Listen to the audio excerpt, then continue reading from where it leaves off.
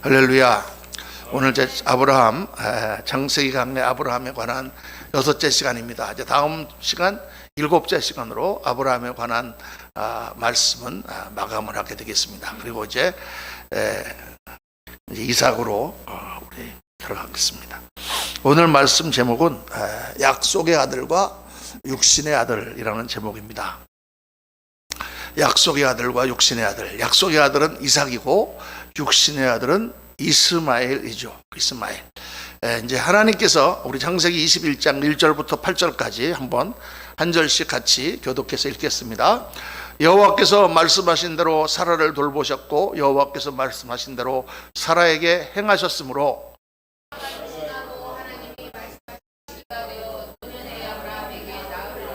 아브라함이 그에게 태어난 아들고 사라가 자기에게 낳은 아들을 이름하여 이삭이라 하였고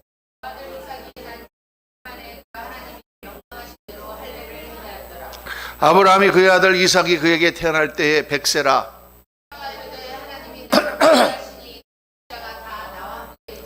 또 이르되 사라가 자식들을 젖먹이겠다고 누가 아브라함에게 말하였으리오마는 아브라함의 노경에 내가 아들을 낳았도다 하니라.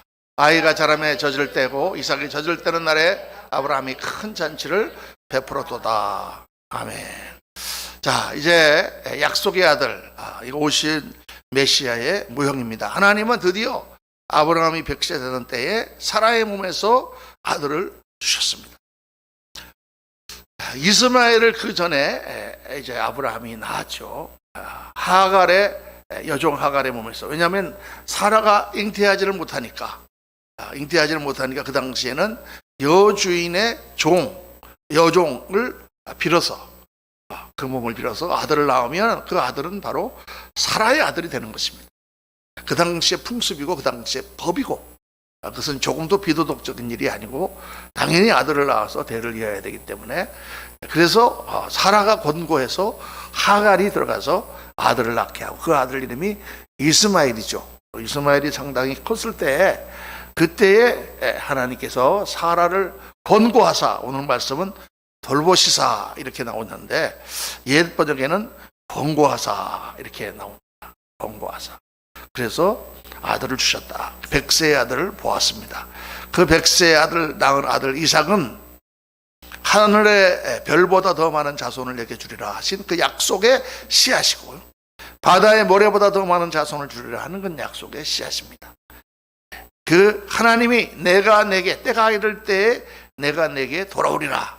아브라함과 대화하시면서 소돔과 고모라를 멸하시기 전에 하나님께서 나타나셔서 때가 되면 내가 내게 돌아오리라. 아니죠. 소돔과 고모라를 멸하신 때가 아니고 그 전에 하나님께서 방문하셔서 사라가 있을 때 그 말씀하시고 다시 돌아오셨습니다. 그래서 2000년 후에 하나님께서 다시 아브라함의 그 씨 가운데 하나님의 아브라함의 그 계복 가운데 하나님께서 다시 돌아오시죠. 바로 하늘의 별보다 더 많은 하나님의 백성, 하나님의 자녀들, 예수 그리스도로 말미암아 이루어질 천국을 하나님께서는 내다보시면서 아브라함에게 한 씨를 주셨습니다. 하나님의 역사는 씨 역사다. 그 말이에요. 씨 역사입니다. 아브라함을 통해서 많은 자손을 하나님께서 퍼뜨린 것이 아니라 정말 하나님의 약속의 씨, 100살이 될 때까지 기다려서 얻은 약속의 씨앗, 그 씨앗 하나로 하나님께서는 이제 놀라운 메시아가 이 땅에 오시고 그리고 그 메시아로 인하여 엄청난 사람들이 하나님 나라로 들어오는 그 계획을 하시는 것입니다. 그러니까 하나님 나라의 역사는 장대한 거예요. 아주 장대한 것입니다. 우리가 지금 뭐 조금 일을 하다가 조금 결과가 없고 당장에 좀 사람들이 모이지 않고 그런다고 해서 조금도 초조할 일이 아닙니다. 하나님의 씨앗의 역사는 어떻게 일어날지 모르는 한 사람이 씨앗이 돼서 그 사람이 또 다른 사람을 전도하고 그 사람이 또 전도하면서 어떻게 하나님의 씨앗이 퍼져나갈지 우리는 전혀 알지 못합니다. 그래서 이 약속의 아들 보면 여기서 우리가 중요한 두 가지 내용을 우리가 묵상할 수 있는데 하나는 하나님께서 100세에 이삭을 주실 때 바로 그 전에 아브라함이 99 되었을 때 사라가 98세 되었을 때 사라에게 잉태케 하셨죠. 잉태케 하셨습니다. 그때 하나님께서 뭐라고 하셨냐면 여호와께서 그 말씀대로 사라를 권고하셨고, 옛날 번역이에요. 권고하셨고, 새 번역은 사라를 돌보셨고 그랬는데, 돌보셨고라는 단어가 굉장히 그 번역이 우리가 생각할 때 조금 더 그렇게 이해가 가도록 그렇게 번역을 한 거예요. 좋은 번역이라고 생각되지 않습니다. 원래 그 원어의 뜻은 권고하시다. 무슨 권고를 해요? 아기를 낳는데 무슨 권고를 합니까? 그렇죠. 아기를 낳는데 무슨 권고를 해요? 그냥 하나님이 씨앗을 주시면 되지. 그런데 성경은 하나님께서 사라를 권고하셨고 이렇게 되어 있습니다. 그러니까 그걸 조금 이해하기가 힘드니까 새로 이번에 새 개정 번역을 하면서 하나님께서 사라를 돌보셨고 이렇게 바뀌었어요. 돌보셨고라는 단어는 조금 자기 생각을 집어넣은 그런 번역이죠. 정확한 번역 아닙니다. 성경은 하나님께서 사라를 권고하셔서 그리고 그 말씀대로 행하여 사라가 아들을 가졌다. 그러니까 하나님께서 사라에게 99살, 98살에 아들을 주셨을 때 사라의 역할이 있었다 그 말입니다. 굉장히 중요한 거죠. 예수께서 성령으로 이 땅에 하나님의 아들이 성령으로 마리아의 몸에 잉태하실 때 어떤 일이 일어났습니까? 하나님께서 그냥 처녀 마리아가 가만히 잠자고 있는데 확 거기다 배에다가 잉태를 하게 하셔서 그렇게 아이를 낳은 게 아니죠. 천사가 먼저 마리아에게 나타났습니다. 나타나서 네가 지금 처녀지만 하나님의 지극히 높은 뜻이 너에게 임해서 내가 아들을 가질 것이다. 그러니까 마리아가 놀라서 어찌 이런 일이 있을 수가 있습니까? 그러니까 그때에 천사가 증거를 주죠. 지극히 큰 이의 능력이 너에게 임하시면 전능하신 하나님은 능치 못할 일이 없다. 그리고 그 증거로 너의 친족 엘리자벳이 나이가 많아 늙었는데 지금 임신을 했다. 깜짝 놀라는. 그러면서 마리아가 뭐라고 합니까? 주의 여종이오니 주의 계집종이오니 주의 뜻대로 하옵소서. 마리아가 그렇게 순복하여 하나님의 명령에 순응할 때 그때 하나님께서 마리아의 몸에 동정녀 탄생의 놀라운 역사를 일으키시는 일을 하신다. 하나님의 뜻은 반드시 사람과 함께 이루어집니다. 이 온 우주를 창조하실 때 하나님께서 사람과 상의하셨습니까? 상의하시지 않았습니다. 하나님께서 우리 한 사람 한 사람을 지으실 때 우리랑 상의하셨습니까? 상의하시지 않았습니다. 그냥 딱 하나님이 알아서 하셨죠. 그런데 하나님 나라를 일으키는 일, 하나님 나라를 건설하신 일은 하나님께서 반드시 사람과 같이 하십니다. 같이 하신다는 거. 제가 이게 성경에서 발견한 가장 중요한 진리입니다. 하나님이 혼자 마음대로 하시지 않아요. 지금도 하나님께서 전도하시려고 그러면 뭐 그냥 다 가가지고 마음대로 그냥 사람 마음을 다 바꿔갖고 예수 믿게 만드시면 될 거 아닙니까? 사람 마음이 이렇게 마음대로 돌아오질 않아요. 하나님께서 계속 권고하시고 계속 하나님께서 그에게 문을 두드리셔서 그가 마음을 열고 하나님께 굴복하고 할 때 그때 성령께서 들어오셔서 그를 하나님 자녀로 삼으시지. 왜 그렇게 하십니까? 하나님이 우리를 인격체로 지으셨기 때문에, 하나님이 우리를 도덕적인 판단을 하는 존재로 지으셨기 때문에, 하나님께서 우리에게 책임을 주셨기 때문에. 지금도 예수 그리스도를 믿고 하나님 앞에 굴복하지 않으면 천국에 가지 못합니다. 하나님께서 뭐 예정해 놓으셨기 때문에 마음대로 사람을 갖다 이렇게 마음을 갖다 털어가지고 예수님을 믿게 하시는 것이 아니다 그 말이에요. 우리는 물론 예수님을 믿고 나면 그게 하나님의 은혜요. 하나님께서 만세전에 나를 택정하셨기 때문에 그런 일이 일어났다는 것을 우리가 고백하지만, 그렇게 고백하지만 그렇다고 해서 하나님이 지금 우리 마음을 마음대로 트는 게 아니다 그 말이에요. 그냥 우리의 모든 일이 그렇습니다. 하나님께서 우리에게 마음을 주시고 기도할 때 확신을 주시고 불안한 가운데 성령께서 우리를 권고하시고 그때 우리가 그래 내가 이 일을 하나님 앞에 믿음으로 행하리라. 그때 하나님께서 도우시면서 그 일을 같이 하신다. 여러분 제가 지금 우리 여호수아서를 새벽마다 묵상하고 있습니다만은 여호수아서를 보세요. 어느 땅 하나를 하나님 공짜로 주시는 게 있나? 근데 그 땅은 하나님이 약속하신 땅이라고 말해요. 하나님이 약속하시고 내가 이 땅을 너에게 주었노라. 과거 시절로 말씀하셨어요. 이미 주었다. 적과 꿀이 흐르는 땅이에요. 그러면 그냥 이스라엘 사람들은 걸어 들어가면 그 땅은 자기 땅 될 거 아니겠습니까? 근데 그렇게 돼 있지 않아요. 쳐들어가야 된다고 말해요. 희생을 무릅쓰고 단결해서 믿음을 가지고 요단강을 건너고 여리고성을 쳐부수고 그리고 그 땅을 정복하고 그리고 그에 또 몇십 년 동안 걸려서 하나씩 마을들을 점령하면서 자기 가족들을 데려다 정착하는 그 일을 계속 이스라엘 백성들이 할 때, 그리고 거기서 계속해서 하나님을 경배하고 우상을 멀리하고 말씀에 순종할 때 하나님께서 거기에 하나님 나라를 꽃피우시고 하나님 역사를 이루시는 것이지, 그 백성들이 그거 아무것도 하고 있지 않으면 아무 일도 일어나지 않습니다. 성경에서 우리가 깨달아야 될 굉장히 중요한, 다시 한번 제가 반복하고 또 반복하는데, 하나님은 반드시 우리와 함께 일하신다. 그래서 예수님께서 이 땅에 오셨을 때 제자를 많이 만드시거나 아니면 많은 사람을 전도해서 예수님을 믿게 만드시게 하시지 않았다고 그랬죠. 예수님은 12명의 제자를 키우시고 그 중에 한 사람은 배반하고 멸망해버렸고, 그리고 따르는 나머지 사람들, 마가의 다락방에 모였던 120문도 그들에게 너희는 예루살렘을 떠나지 말고 너에게 약속하신 것을 기다리라. 성령이 너에게 마시면 너희가 권능을 받고 예루살렘과 온 유대와 사마리아 땅까지 이르러 내 증인이 되리라. 그래서 그들이 그 말씀을 믿고 예루살렘을 떠나지 않고 간절히 기다릴 때 열흘 만에 오순절 성령이 그들에게 임하고 그들이 권능을 받고 나가서 담대하게 복음을 전파하기 시작하면서 예수 그리스도의 복음이 전 세계로 퍼지기 시작한 것입니다. 사도 바울과 같은 사람을 부르셔서, 여러분 사도 바울이 은혜를 받을 때도 그렇잖아요. 사도 바울이 지나가다가 하나님의 역사로 예수 믿는 사람들을 핍박하고 철저한 바리새인이요 율법주의자로서 이들이 이단을 전한다고 그들을 죽이고 그들을 체포해야 된다고 주장하면서 다메섹에 공문을 가지고 갈 때 하나님께서 바울을 쓰시기 위해서 거기 나타나셨어요. 사울아 사울아 내가 어찌하여 나를 핍박하느냐? 주여 니시니까 나는 내가 핍박하는 예수라. 바울 사울이 깨졌죠. 깨져가지고 이게 눈이 멀었어요. 그리고 다소로 와가지고 거기서 끙끙 앓으면서 사흘 동안 금식하면서 기도하고 있어. 이게 도대체 무슨 일인가? 내가 이 사람을 정말 핍박을 하고 이 교회를 핍박했는데 이게 도대체 무슨 일인가? 하나님께서 갑자기 성령을 확 부으셨습니까? 그렇지 않다고 말해요.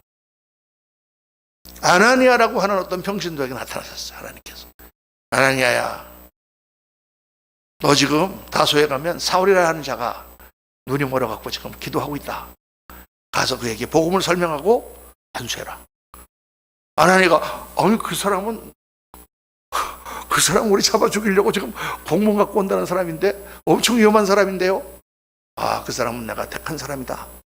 가라. 아나니아가 에이 그래도 위험해요. 그래도 안 돼요. 코로나 바이러스 왔다 갔다 하는데 안 돼요. 그리고 아나니아가 주저앉았으면 어떻게 하셨을까요? 다른 사람 보내셨겠죠. 어쨌든 아나니아가 그 무서운 사울, 그 무서운 핍박자 사울의 집에 갑니다. 가니까 사울이 정말 눈이 멀어 있어. 가서 복음을 그에게 전하고 그리고 그에게 안수하니 그의 눈에 비늘이 벗겨지며 성령의 충만함을 사도 사울이 입고 그때부터 바울이 되는 거죠. 여러분, 하나님이 다 그 일을 사람들을 시키시지 하나님이 혼자 다 하시지 않습니다. 그러니까 오늘 우리가 하나님의 교회를 일으키고 이 땅에 복음을 새롭게 하며 하나님의 사역을 감당하려고 하는 이 작은 씨앗들은 정말 우리가 하나님을 믿고 믿음으로 하나씩 뿌려가고 하나씩 심어가는 거예요. 몇 년이 걸릴지 10년이 걸릴지 20년이 걸릴지 우리는 알 수 없죠. 우리가 뿌린 씨앗이 어떤 결실을 맺을지 우리는 알 수가 없죠. 아펜셀러와 언더우드가 이 땅에 와서 그 깜깜한 땅, 예수라고는 전혀 알지도 못하고 정말 모든 사람들이 굶어 죽어가고 콜레라로 1년에 200만씩 죽어가는 그 땅, 거기에 복음의 씨를 뿌렸을 때 어떤 결과가 나올지 알 수가 없죠. 그래 하나님은 역사하셔서 100년 뒤에 이 한국의 기독교가 전 세계를 움직이는 교회를 하나님이 세우시지 않습니다. 그런 하나님의 역사를 바라보면서 뭐로? 믿음으로 가는 거예요. 그러니까 사라가 99세에 애 낳을 생각이나 했겠습니까? 그때 하나님께서 사라를 권고하셔서 사라에게 믿음이 생기고, 그리고 아브라함과 함께 같이 잠자리를 했을 때 하나님께서 사라에게 씨를 주셨다고 말해요. 이게 놀라운 사실입니다, 여러분.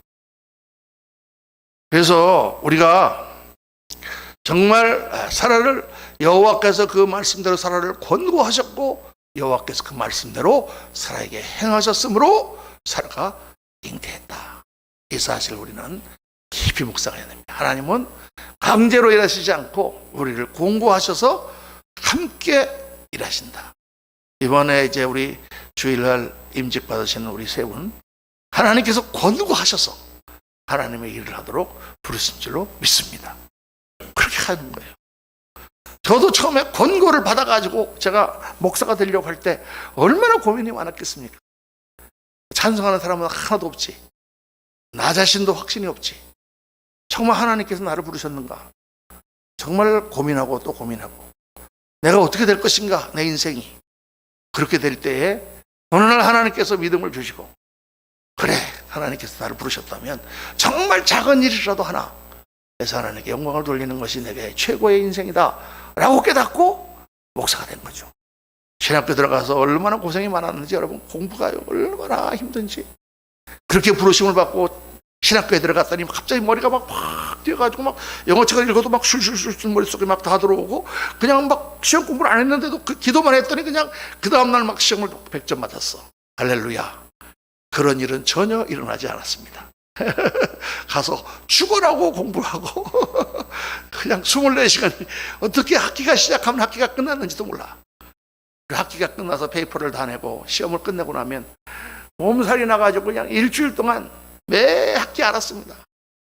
우리 집사람이 그 증거입니다. 열이 뭐 그냥 40도 막 이렇게 오르면서 너무 몸살이 나가지고 너무 긴장해서 그걸 다 익혀내야 되기 때문에, 처음에 뭐 논문을 써낼 때는 그냥 지도 교수가 그냥 빨간 걸 문법 틀린 게 하도 많고 단어를 엉터리로 쓰고 막 그렇게 했는데, 1년이 지나고 2년이 지나고 3년째 페이퍼를 내니까 거의 빨간 게 없어. 할렐루야. 그리고 성적도 잘 나와. A 마이너스. 할렐루야. 야, 이 훈련 기간, 여러분, 그냥 저절로 이렇게 됐으면 참 얼마나 간증거리가 많겠어요. 그런데 하나님을 믿는 믿음으로 노력하고 훈련받아서 그 일을 하도록 하나님께서 그렇게 부르시는 것입니다. 그렇게 공부하니까 또 말씀도 더 강해지고, 하나님의 말씀을 보는 능력이 더 커지고, 장기간 목회를 해도 정말 자기의 어떤 확고한 그런 해석을 가지고 말씀을 전할 수 있고, 이렇게 되는 거죠. 그런 훈련이 없이 그냥, 그러니까 하나님께서는 그렇게 일하신다. 이걸 우리가 확실히 알아야 됩니다. 자, 두 번째로 이삭이라고 하는 뜻이 웃음이라고 하는 뜻입니다. 웃음. 너무 좋아가지고 하하하하 웃었다. 이삭이라는 게 웃음, 기쁨이라고 하는 뜻이죠. 백세에 낳은 아들 이삭, 얼마나 이뻤을까.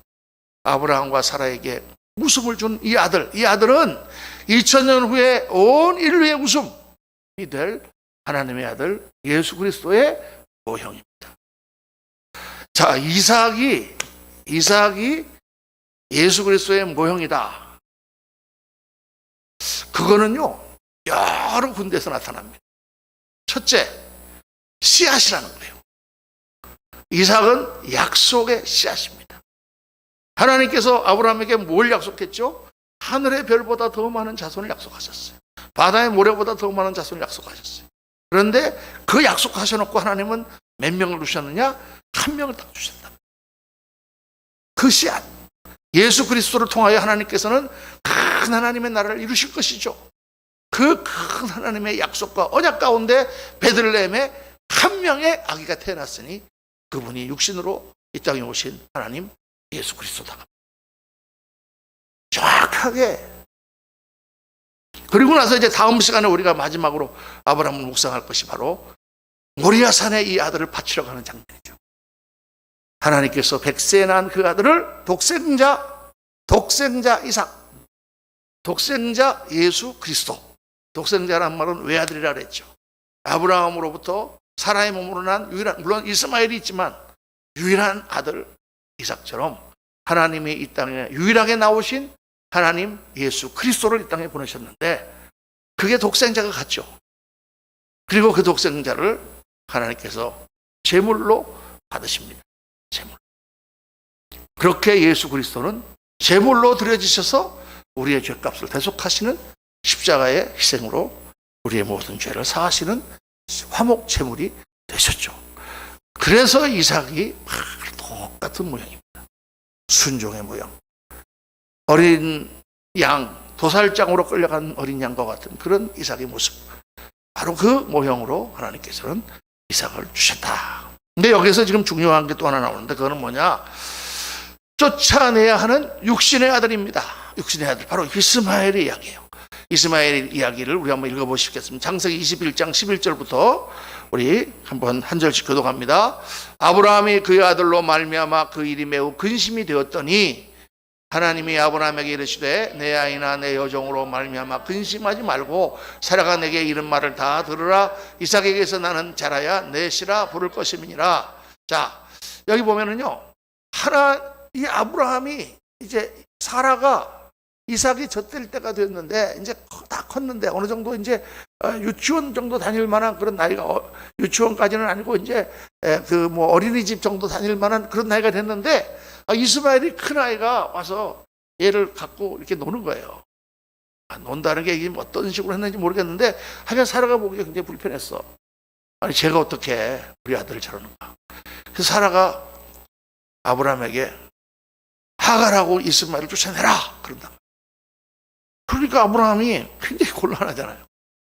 왜냐하면 그 당시의 법으로는 걔들을 쫓아내는 게 아닙니다.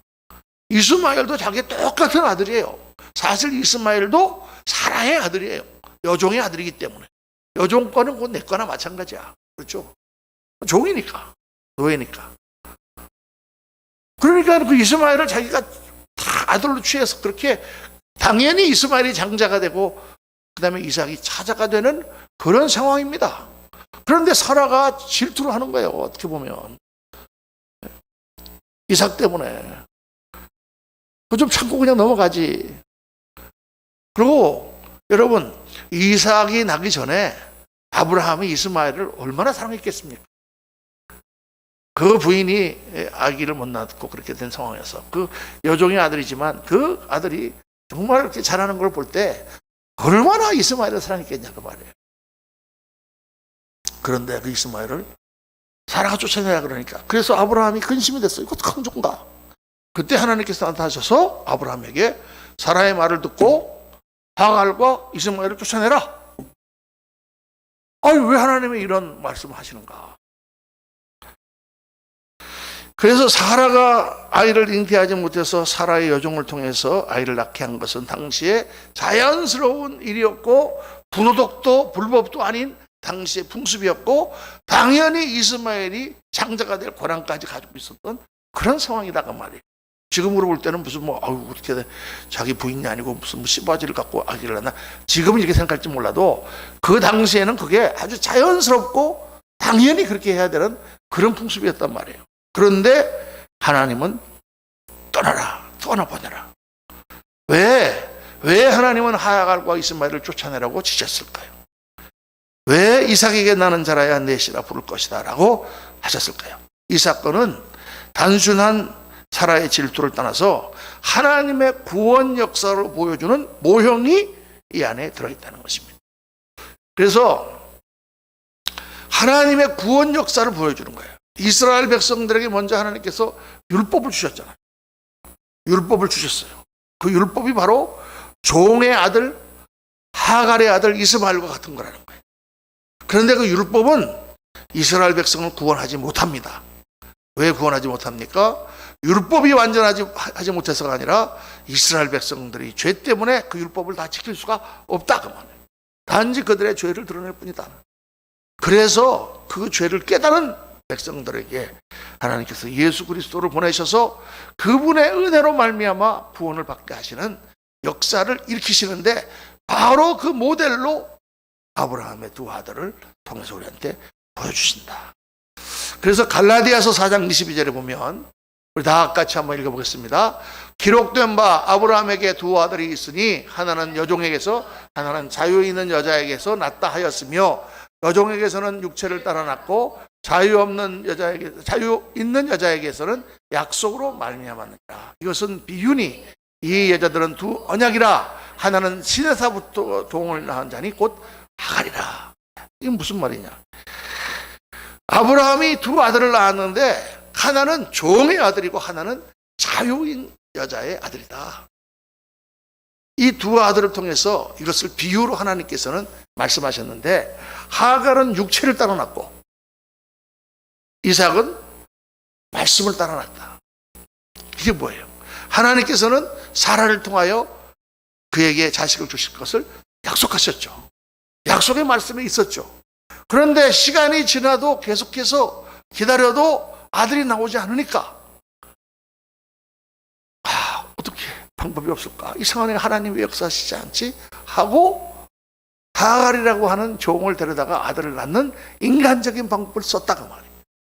인간적인 노력이다가 말이에요. 그런데 그 인간적인 노력으로 한 그 하갈의 자식은 하나님의 유업을 잊지 못한다고 말입니다. 그걸 보여주시는 거죠. 그리고 더 기다려서 하나님 주신 약속의 아들 이삭으로 말미암아 하나님의 백성이 서는 것처럼, 이 앞에 것은 시내산으로부터 종을 낳은 율법의 종, 율법으로 말미암아 구원을 주신다고, 그 율법으로 말미암아 구원 받으려는 이스라엘 백성같이 율법이고, 그 뒤에 나온 이삭은 바로 복음의 모델이다. 자, 바로 그 뒤에 또 나옵니다. 자, 보면은 이 하갈은 아라비아에 있는 시내산으로서 지금 있는 예루살렘과 같은 곳이니 지금 육신의 예루살렘 말하는 거예요. 그가 그 자녀들과 더불어 종노릇하고 오직 위에 있는 예루살렘은 자유자니 곧 우리 어머니라. 위에 있는 예루살렘과 시내산을 비교하는 거예요. 지금 이 땅에 지금 성전은 아니라 시내산에서 받은 율법과 예수 그리스도로 말미암아 참 성전이신 예수 그리스도로 말미암아 온 복음을 비교하는 것입니다. 그래서 사라와 하갈은 은혜와 율법의 모형적인 비유입니다. 자, 이게 말씀 보면 사라가 있고 하갈이 있어요. 사라는 무엇을 모형이냐? 복음의 모형입니다. 하갈은 뭐의 모형이냐? 율법의 모형입니다. 사라는 뭐의 모형이냐? 성령의 모형입니다. 하갈은 뭐의 모형이냐? 육신의 모형입니다. 사라는 사랑의 관계, 하나님과의 사랑의 관계의 모형이고, 하갈은 육신의 노력의 모형이다. 이걸 우리가 알아야 신앙생활을 제대로 할 수가 있습니다. 자, 갈라디아서 4장 28절부터 다시 한번 읽어봅니다. 다 같이 한번 읽어봅니다. 형제들아, 너희는 이삭과 같이 약속의 자녀라. 그러나 그때의 육체를 따라 난 자가 성령을 따라 난 자를 박해한 것 같이 이제도 그러하도다. 그러나 성령이 무엇을 말하고 있는가? 여종과 그 아들을 내쫓으라. 여종의 아들이 자유 있는 여자의 아들과 더불어 유업을 얻지 못하리라 했느니라. 그런즉 형제들아, 우리는 여종의 자녀가 아니요 자유 있는 여자의 자녀이라. 갈라디아서하고 로마서를 쓸 때는 유대인들 사이에 복음이 쫙 퍼져 있을 때입니다. 그리고 이방인들도 복음을 다 이렇게 받아들였을 때입니다. 그런데 자꾸 유대인들이 마음에 걸리는 거예요. 아니, 왜 이방인들이 들어와서 자꾸 하나님 백성이 되느냐? 율법도 안 지키는데 저 사람들은 할례도 받지 않지 않았느냐? 저 사람들은 제사도 드리지 않는데 저 사람들이 어떻게 하나님 백성이 되느냐? 이 율법주의가 계속 이스라엘 백성들을 2000년 동안 지배하고 있다니 율법주의가 사라지지 않는 거예요. 근데 어떻게 저 사람들이 외부시 사람들 와서 예수님만 믿는다고 어떻게 구원을 받느냐? 그래도 막 교회도 제대로 나오고 막 11조도 내고 막 이래야지 구원을 받지. 예수님만 믿는다고 어떻게 구원을 받느냐? 지금 이렇게 생각하는 거랑 똑같아요, 여러분. 그러니까 사도 바울이 이 비유를 들면서 하나님이 율법을 주셨지만 우리가 율법으로 말미암아 구원을 받는 게 아니고 예수 그리스도께서 우리의 죄를 사해 주셨기 때문에 예수님을 그 믿음으로 그분과 내가 결합해서 그분과의 관계 가운데 우리가 구원을 받는 것이지, 우리가 의롭고 우리가 율법을 지켜서 구원받는 게 아니다. 네가 착하게 산다고 해서 구원받는 게 아니다. 의가를 가르쳐 주는 거예요. 근데 여러분, 이게 얼마나 어려운 거냐면요, 참 사람들은 쉽게 생각합니다. 아, 그러면 은혜로 구원 받네요. 근데 우리가 예수 믿고 은혜로 구원 받으면 열심히 신앙생활 해야 돼요, 안 해야 돼요? 해야 돼요. 왜냐하면 주님의 은혜를 받았으니까. 근데 열심히 신앙생활 하다 보면 어떻게 되느냐, 자기의 행위와 자기가 한 그런 신앙의 어떤 공적, 그런 것이 자기를 둘러쌉니다. 아, 내가 그래도 이만큼 내가 일을 했으니 그래도 내가 하나님 앞에 좀 쓰임 받지 않겠나, 이런 게 자기의 의가 둘러쓴다고 말이에요. 그게 아니다 그 말입니다. 그렇게 해서 우리가 성결하게 되고 그렇게 해서 우리가 하나님 일을 하는 게 아니다 그 말이에요. 계속 주님의 은혜로만, 우리가 은혜로만 계속 충만해야 되는다 그 말이에요. 율법은 말이에요, 우리를 율법의 테두리 안에 우리가 들어가면 우리를 안심시킵니다. 거기 그 성경에 보면 나오잖아요.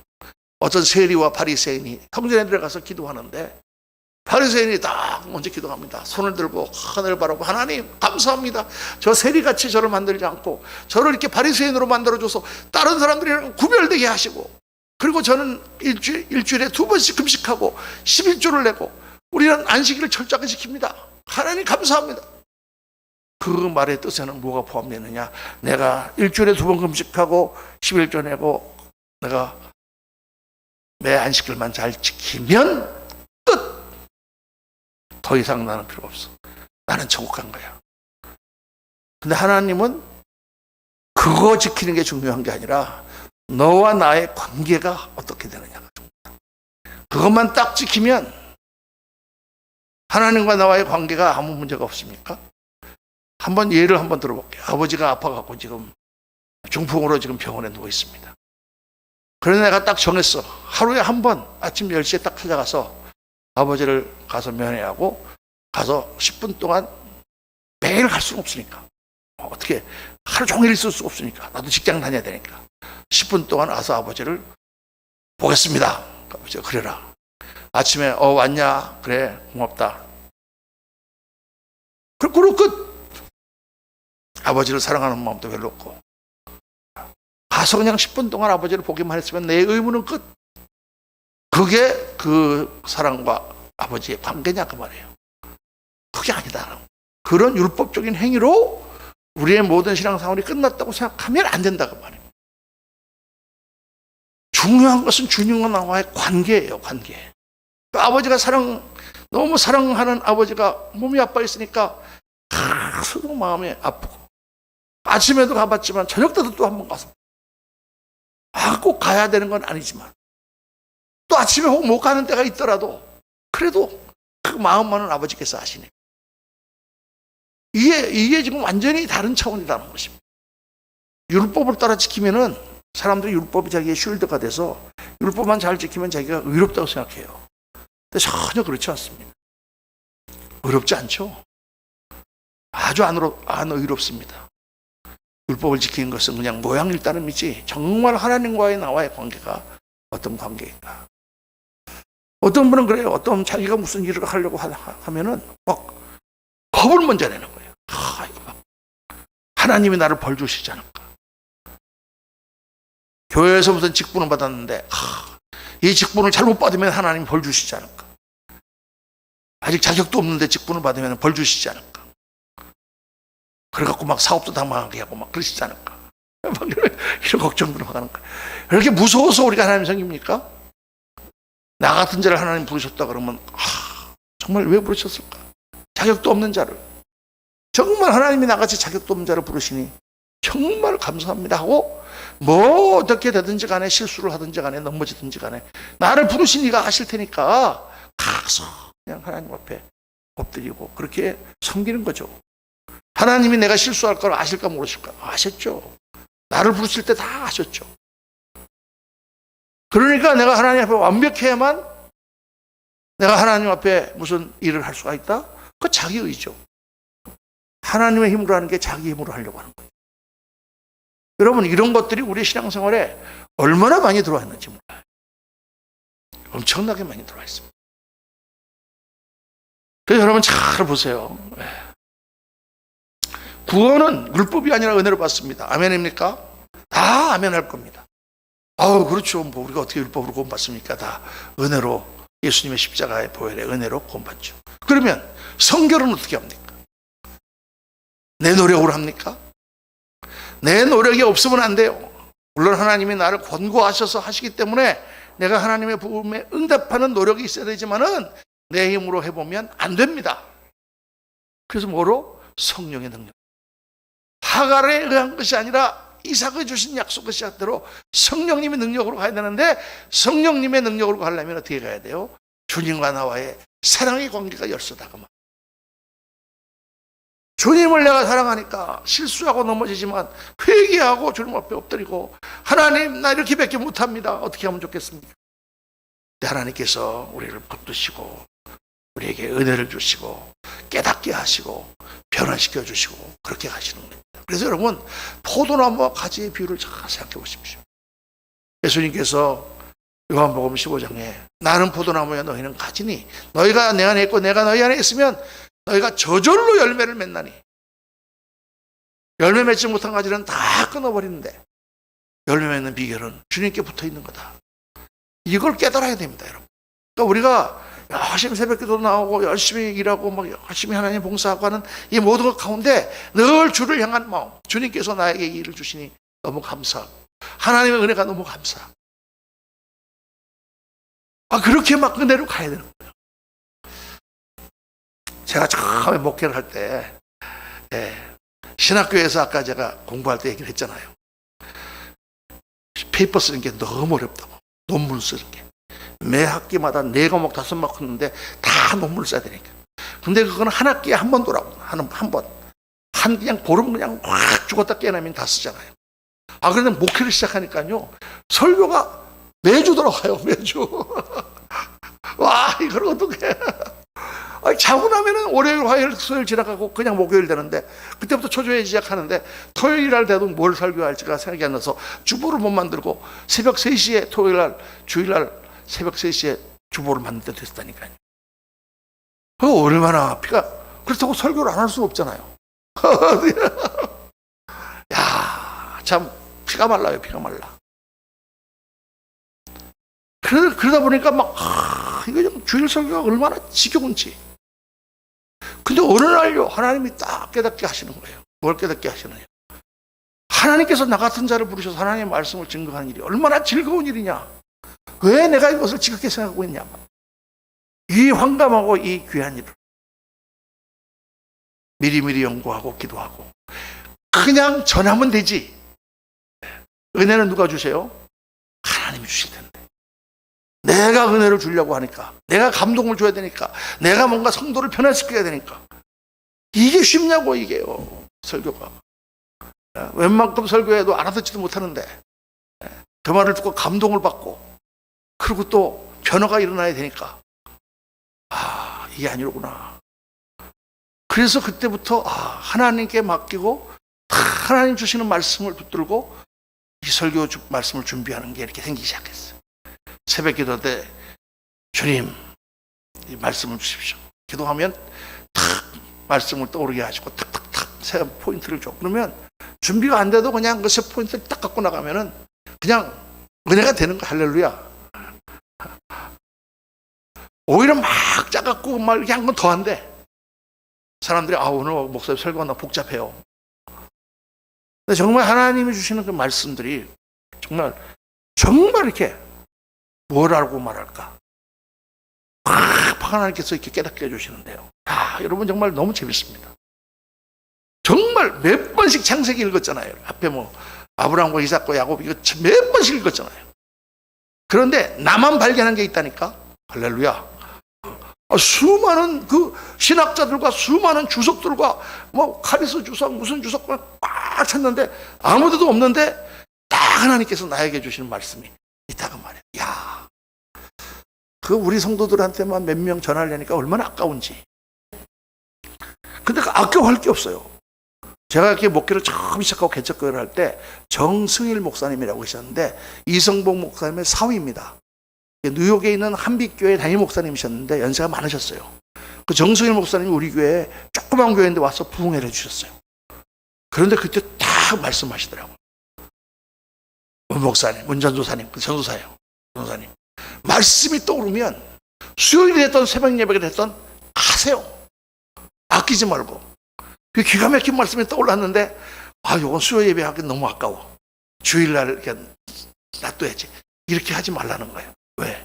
하나님의 창고에서 새것과 옛것을 꺼내오는 성격한처럼 하나님의 창고는 풍성하니까 오늘 말씀을 전하면 그 다음 또 주일 되면 또 하나님 말씀 주신다.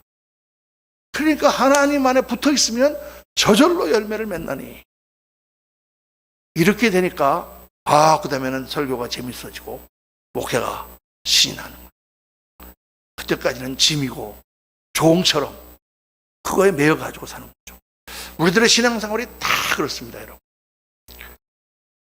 절대로 종의 마음으로 섬기지 말고 자유인의 마음으로, 하나님께서 부르심을 받은 영광스러운 종의 마음으로 주님과 함께 동행하면서 주님께 기도하고 모자라는 것은 다 말씀드리고 지혜를 얻고 능력을 받고, 그래서 주님이 하심으로 주님이 영광 받는 그러한 종. 그래서 정말 행복하고 즐거운 사역. 할렐루야. 그게 오늘 이 하갈과 사라, 이스마엘과 이삭을 통하여 오늘 우리에게 주시는 말씀입니다. 오늘 여러분 정말 주님과의 깊은 사랑의 관계를 회복하고 그분 앞에 매달리고 그분과 교제함으로 아름다운 열매를 맺어가시는 저와 여러분 되시기를 예수님 이름으로 축원합니다. 기도하겠습니다. 할렐루야. 감사하신 주님, 저희들 오늘 말씀을 묵상하며